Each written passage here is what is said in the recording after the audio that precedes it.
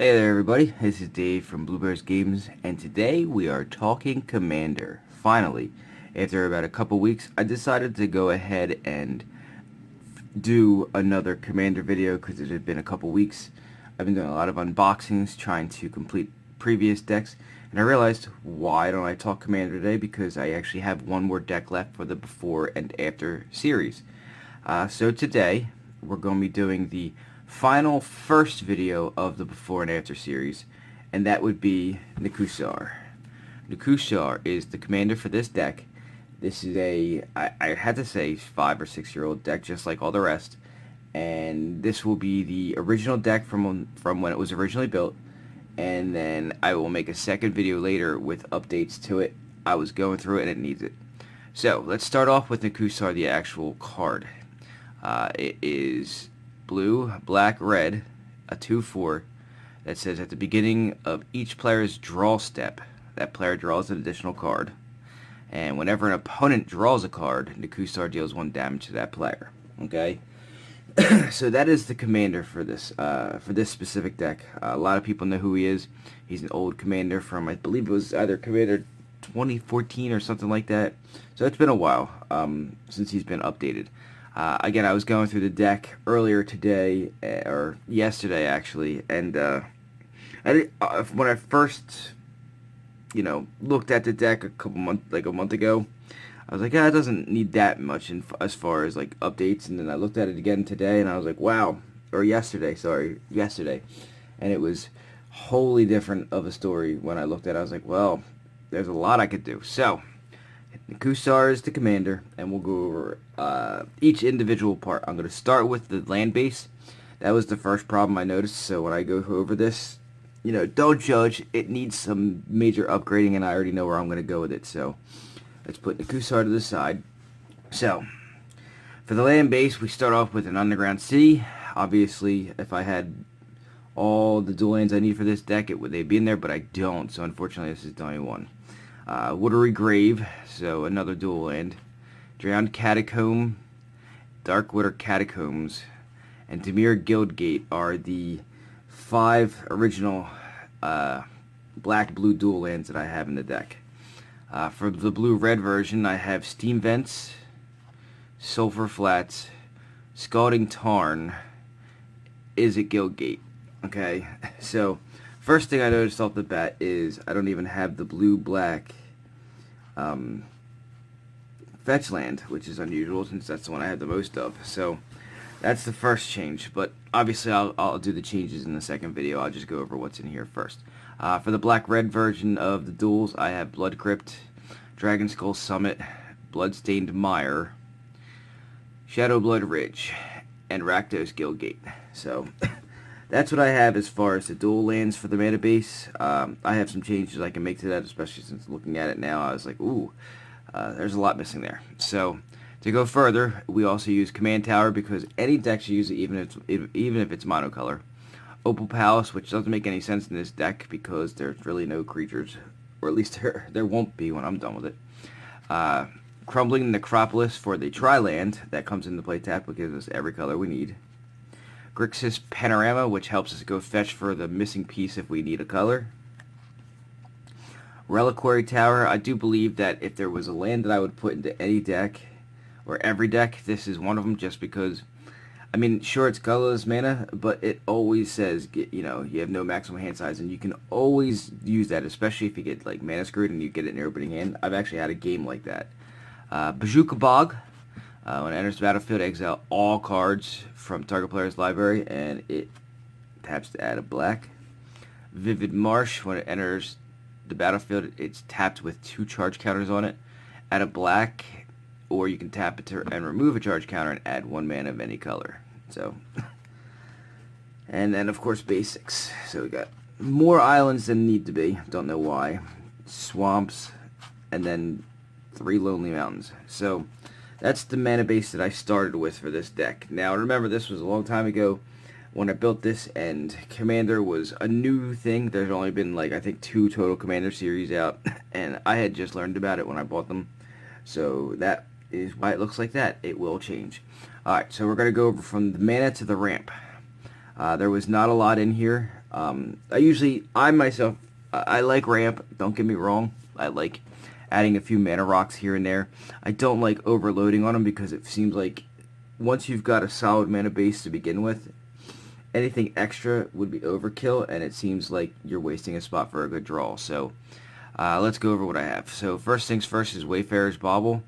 1 to cast artifact, 2 and tap and sacrifice it. Search your library for a basic land, put it onto the battlefield tapped. So it's kind of reminiscent of a Rampant Growth. It's kind of what it does. Soul Ring, because Soul Ring goes in every deck. If you don't know what that is yet, you need to know. I found this in here. Didn't realize I had this. I even looked it up yesterday when I went through my stuff. I had seen this card in here, and I was like, wow, that's actually, for the purposes of Commander, pretty good. And I looked at the price. I was like, wow, it's only like $1 for these things. Journeyer's Kite is a 2 to cast artifact, so any deck can use it. It's 3 taps, search your library for a basic land card, reveal it, put it in your hand, and shuffle your library. It is a mana fixer from hell. If you think about this for a second, what's the one thing blue can never do? It can never fix its own mana. So, I use blue as an example. Green's the only one that really can do it. Black can do it in a pinch if you want to use like demonic tutors or any kind of tutors. But the honest truth is that I am a blue player at heart. Almost every deck I have will contain blue if I can. So when I looked at this card, I'd forgotten I had this. It was in this deck, and it just blew my mind that it's only like $1. So I'll be in the market for more of these, just because even in a monocolor deck, specifically in a monocolor deck, it would be really really beneficial. But in a 3-color deck, it helps you mana fix. So Journeyer's Kite's pretty good. Armillary Sphere 2 to cast, and then 2 taps, sacrifice it, search your library for up to 2 basic land cards. Roll them, put them into your hand so you can go ahead and do more mana fixing. This isn't really a ramp per se, it's more of a cost reduction kind of thing. Nightscape Familiar is 2 to cast a zombie. It's a 1/1 that regenerates, and all blue spells and red spells you cast cost 1 less to cast. I'm on the fence about keeping that in there just because it's alright. I'd rather have the medallions, but I don't have them currently. And Gem of Becoming. I've been looking to use this card for so many years because it just seems right for a 3-color deck that uses these 3 colors. So it's a 3 to cast, you put it into play, and then you spend 3, tap, sacrifice it. Search your library for an island card, a swamp card, and a mountain card. Reveal those cards and put them into your hand, then shuffle your library. Now, realize it doesn't say basic.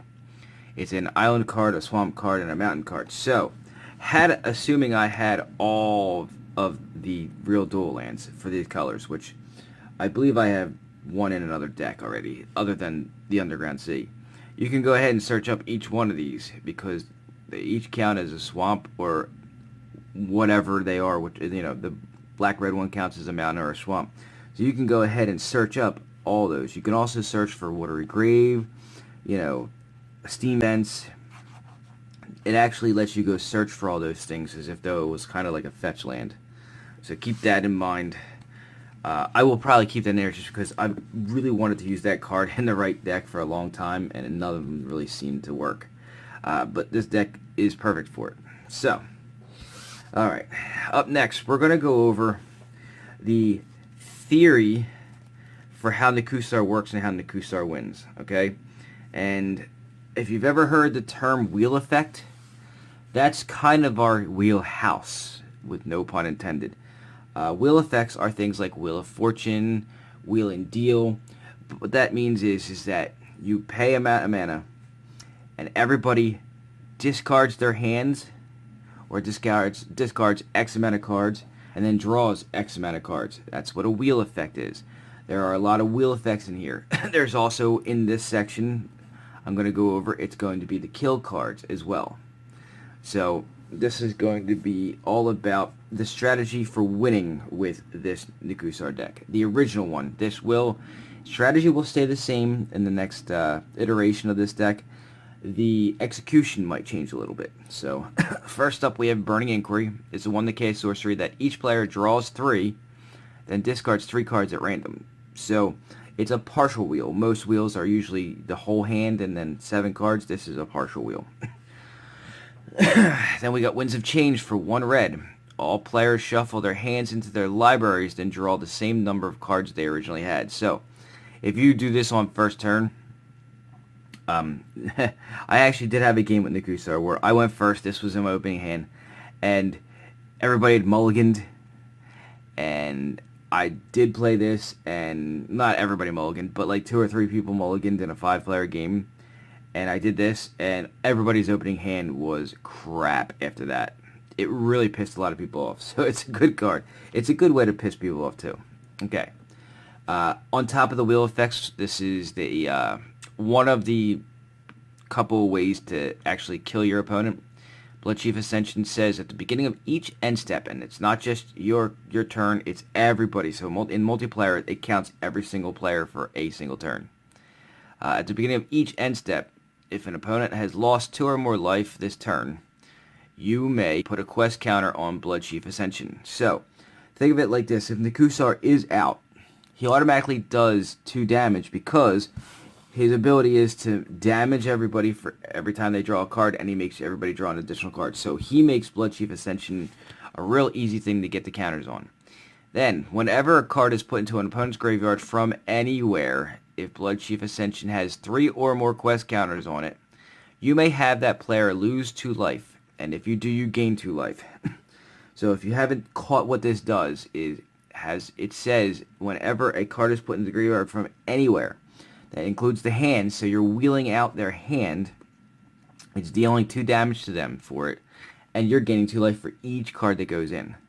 So, if they have a full hand of 7, a full boat, they have to discard 7, they lose 14, you gain 14. Plus, if Nekusar is out, the additional 7 because he deals damage for every time they draw a card. So there's 21 damage right there. Up next, we'll use Prosperity. I think I'll keep this in here. It's 1 blue and X, and each player draws a card, or draws X cards. I did see some new stuff out that I'm like, ooh, I might be able to replace Prosperity with that to make it an all-the-time Prosperity, but we'll see. On top of the Nekusar making you take damage with drawing cards, I also have in here effects that when you discard cards, they lose life. So first up is Liliana's Caress, and whenever an opponent discards a card, they lose 2 life. Pretty self-explanatory. A wheel effect, now you've double dipped. So they have 7 cards, you wheel, they lose 14 for discarding 7. They also take 7 damage from Nekusar, and if Bloodchief is out, it's another 14. So it's pretty brutal at times. Sky Scribing was in the precon. 2 blue and X, each player draws X cards.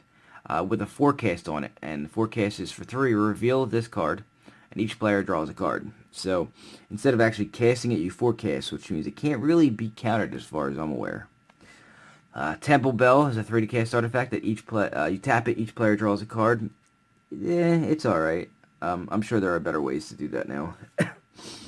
Jace's Archivist is a 30-cast 2/2 creature. For 1 blue, each player discards their hand and draws cards equal to the greatest number of cards a player discarded this way. Anybody who remembers, this is basically whatchamacallit on a stick. Windfall on a stick. So everybody discards their hand, draws cards equal to the highest amount that somebody had in their hand. Oh look, it's Windfall. Windfall on a stick was Jace's Archivist, and this is just Windfall. 30-cast sorcery, each player discards their hand and draws cards equal to the greatest amount a player discarded this way. So, you have the Archivist, and then you have the actual card. Alright, now if you've seen my videos, you know how excited I was to see that Underworld Dreams was reprinted. I just can't believe it was reprinted in Uncommon. Whenever an opponent draws a card, it deals 1 damage to them. So, yeah, more damage for drawing. Just basically, it's one part of Nekusar. McGrim, another one of the discard effect ones. 3 to cast this time, and whenever an opponent discards a card, it deals 2 damage to them. So, it's a little bit more expensive than Liliana's Caress, but it does the same thing. It's redundancy is what I'm looking for. Alright, another wheel.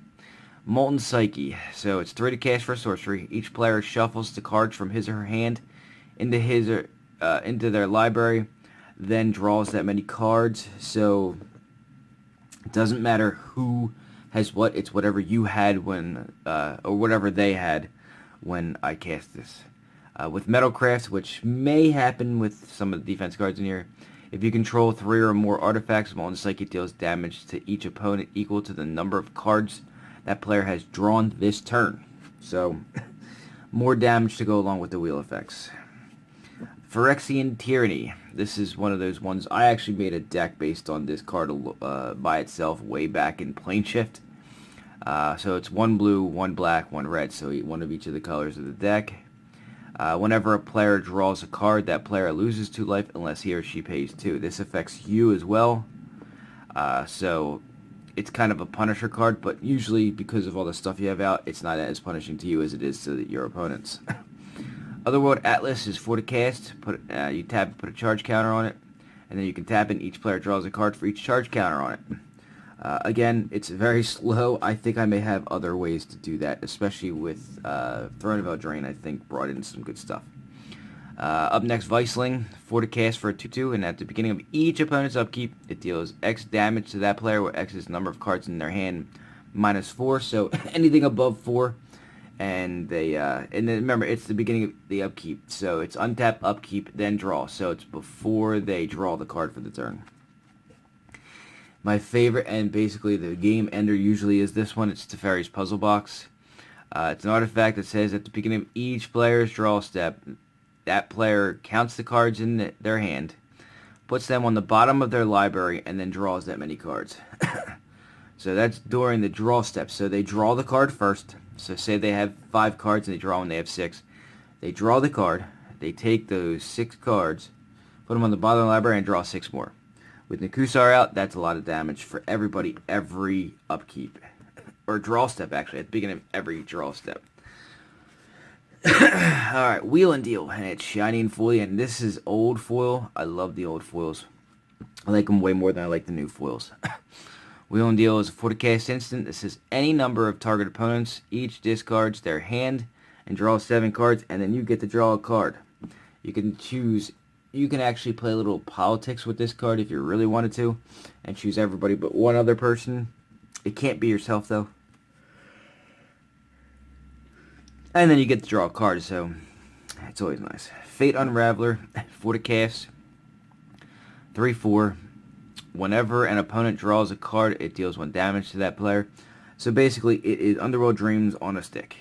On a hag, to be honest with you. It says hag. Breath Stealer's Crypt, 4 to cast for an enchantment. Whenever any player, and this is including yourself, draws a card, he or she reveals that card. If the card is a creature card, that player pays 3 life or discards it. So, yeah, you know, I forgot about this card too. There is an actual another place I can put this.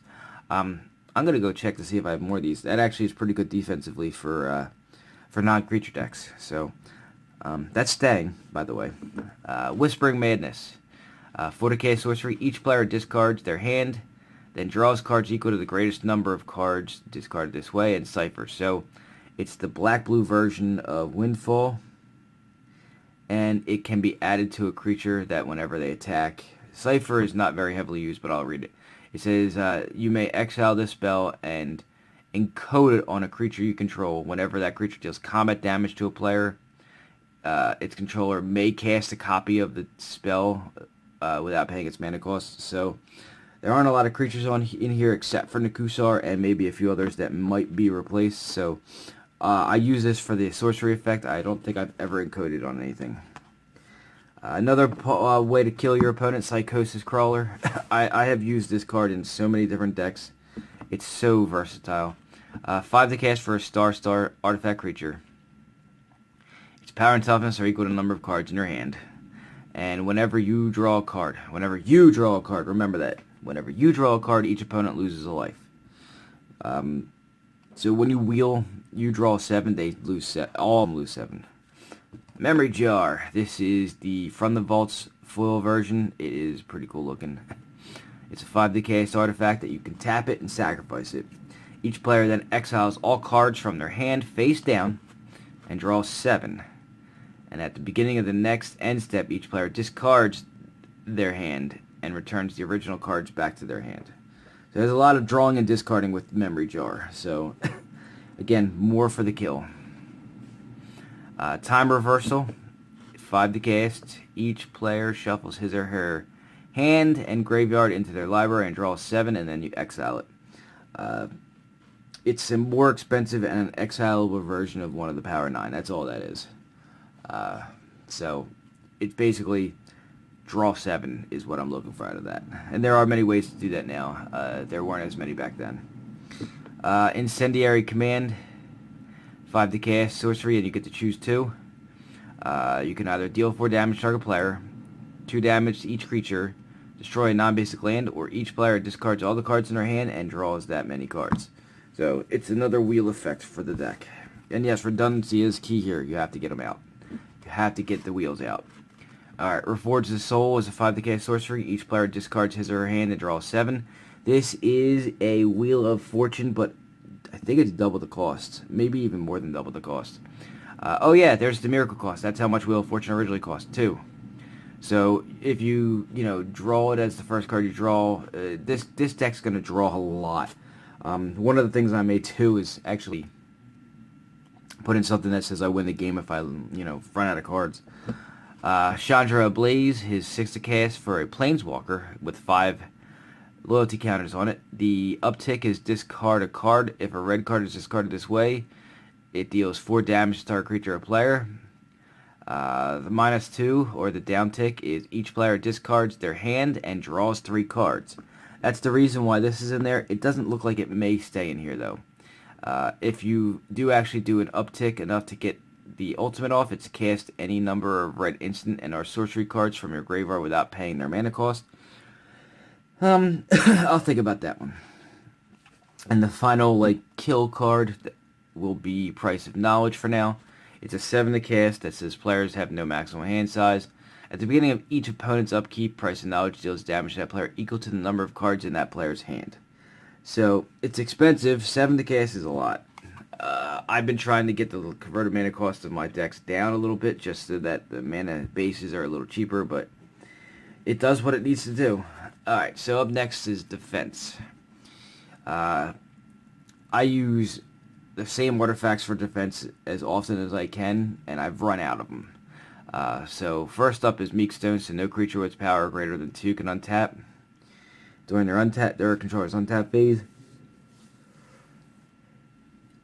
Always use that for, I don't know, for every deck that I can because, well, it's an artifact. Fog Bank is an 0/2 defender flying for 2 that prevent all combat damage. That may change. He might come out. I might go almost completely creatureless minus a few. Not defensively, though. Pyroclasm deals 2 damage to each creature for 2. It's good for the beginning, but man, in the middle or, in mid-game or late game, that thing does not work that well. Mizium Mortars. This one works a little better. 2 to cast. Sorcery deals 4 damage to a creature you don't control. Or for 6, it deals 4 damage to every creature you don't control. It's Overload.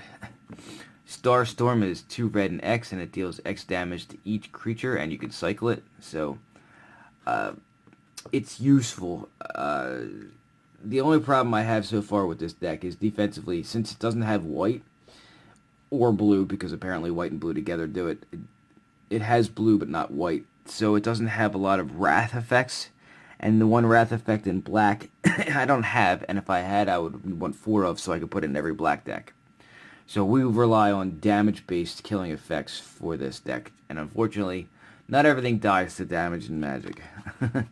However, they do die to -1/-1 counters. So I put Black Sun Zenith in here, 2 black and X, and put X -1/-1 counters on each creature, and then shuffle it back into your library. Your chances of ever seeing it twice in one game are really low. I must say I've never done it, but it's quite helpful to get rid of those nasty, pesky indestructibles and things that don't die to damage. Crawl Space, it's one of my favorite defensive cards of all time. I was not aware that this was in here. I have other decks that need specifically Crawl Spaces. I may have to go out and trade for some of these. 3 to cast, and no more than 2 creatures can attack you each combat. Now, what that really says is, while you can be a target, you can't be attacked by more than 2 creatures, where everybody else can be. So, it specifically says attack you. It's not every combat only 2 creatures can attack. It's they can only attack you 2 can only attack you. So that plays out politically sometimes. I've seen it. Another thing that might be coming out, Guard Gomazoa. It's 3 to cast, 1/3 defender flying, and prevent all combat damage that would be dealt to him. So the reason why I originally put this and the other one in there is because I was having a problem. I mean, it came in the precon. I don't believe both did. Oh, they did. Both came in the precon. I left them in there. Let me put it that way. When I upgraded, I left in there because I was having problems with creature decks. Hence the reason why there's so many things in here that make us a creature still untap. I do believe there's other issues that I'm going to have. And there's better ways to prevent that. So I'm going to take a look at that. Propaganda. Every blue deck must have it. Creatures can't attack you unless their controller pays 2 for each creature that's attacking you. So yeah, that stays in there. And I didn't realize that is from the precon. So that would have gone in there anyway. Infest, 3 to cast, and all creatures get -2/-2. Not really happy with that one. That will be replaced in some way, shape, or form. I don't know how yet. Sudden Spoiling will not, though. I do like this card. It's 3 to cast, and it says split seconds, so no matter what happens, it goes off, and it goes off right then. Creatures target player controls become 0/2s and lose all abilities inside the turn, so basically it's a either one-turn board sweeper, depending on how it's played or when it's played, because it's an instant, or it's a one-turn save you from being overrun, pretty much. So, Anger of the Gods, and it is foily. It's a pretty, actually, nice-looking card in foil. 3 to cast for a sorcery that deals 3 damage to each creature, and if a creature dealt damage this way would die this turn, exile it. My Wrath effects in black are not, they're expensive. They're really good, and if they were only 1 or 2 mana less, they'd be even better. Life's Finale. Destroy all creatures, then search target opponent's library for up to 3 creature cards and put them into their graveyard, and then they shuffle their library. So, it's a Wrath effect for black. That's the best I can give you. I don't have Damnations. Decree of Pain. 8 for destroy all creatures, and they can't be regenerated, and then you draw a card for each creature destroyed this way. And you can cycle it if you really wanted to for 5, and make it so that all creatures get -2/-2 until end of turn. So, nope, you can't do it when you cycle it. So, again, another black Wrath effect. And every red deck in the history of Magic, in the history of Commander Magic, should have a Blasphemous Act in it. It's a 9 to cast. It costs 1 less colorless for each creature on the battlefield, and it deals 13 damage to each creature. Why the number 13? I guess they were just trying to be, funny with the unlucky number 13. So those are the defense cards in here. And I know that I didn't mention this on the last section of the deck. The wheel effect part, or the damage effect. I don't own a Wheel of Fortune. When I was younger, I owned about 17 of them, and nobody wanted them. And then I sold off my collection, and they, went with the collection in the dollar bin, or the dollar bin part of it. And now they're worth like $100, and I regret it. And I have my my Mock Sapphire in there, and my Tabernacle, Pendrell Vale, all that stuff that I sold when I got married, and she wanted me to sell it all, and the biggest mistake ever, blah blah blah. My wheels are gone. I am in the market for a Wheel of Fortune. So, anybody knows where I can find one real nice and cheap and easy, or trade for? I would love to, because this deck needs a wheel, a real Wheel of Fortune. All right, up next, the portion of this portion of the deck is like utility stuff, so stuff that helps the deck work. Swiftfoot Boots always goes in. It's to protect your commander. It's 2 to cast and 1 to equip, and it gives it haste and hexproof.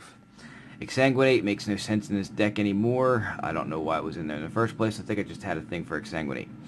2 black X, and each opponent loses X life, and you gain life equal to life lost this way. Twin cast, I'm not 100% sure if I was thinking I could double up on the wheel effects, but it never really happened. So for 2 blue, copy an instant or sorcery, and you may choose new targets for the copy. Same thing with Reverberate. I had a couple copy spells. This is another one. Baleful Strix was in the precon. It was pretty good because it was a flying and death toucher, and gave you a card for 2, so I thought I'll leave it in there, but as I keep going, it may come out. I added Nivix Guildgate, or no, actually, it was in the precon. I added to other decks. Nivix Guild Mage, sorry, is a 2 to cast 2/2 that for 3 you can draw a card and discard a card, or for 4 you can copy a spell and choose new targets for the copy. However, there's a double-edged sword with this. It's so expensive to do the copy. However, you can copy your opponent's stuff too. So like you're going to be copying your own, but every once in a while you want to copy your opponent's. You actually get the chance to with him. So just I got to keep that in mind when I'm going through and possibly looking at ways to upgrade the deck. Gutter Snipe came with the precon. Good card. Not sure it fits the theme here. I get it that it does 2 damage to each opponent whenever you cast an instant sorcery, and that's what this deck kind of does. So I'll see. It's a 2/2 goblin that whenever you cast an instant sorcery just deals 2 damage to each opponent. It works, I just don't know how well. Reiterate, another copy spell. So for 3, and a buyback of 3. So this is where this one's interesting. Kind of like Capsize. It's 3 to cast and 3 to buy back. Copy an instant or sorcery, and you may choose new targets for the copy. This one's one of those cards where it's very useful in more than just the way that you can use the deck. It can use your opponent's deck against them too sometimes. So, Reiterate might stay in. Wild Ricochet came in the precon too. It was 4 for an instant that choose new targets for the target instant or sorcery and then copy it. So it's a redirect, and it's a copy of the spell. So, Ley Line of Punishment, 4 to cast enchantment. Players can't gain lives, damage can't be prevented, and if it starts the game in your hand, you may put it into play. I actually have started a game with this, and it made me a target very quickly, but it didn't matter because the draw was like a god draw, and everybody died like in 3 turns. Diabolic Tutor. If I have any more demonic tutors, it will replace this or will go on top of this. I don't know which yet. I believe I do, but I have another black deck, so it's going to be kind of hard. Excuse me. Alright, so it's 4 to cast to search your library for a card and put it in your hand. Painful Quandary.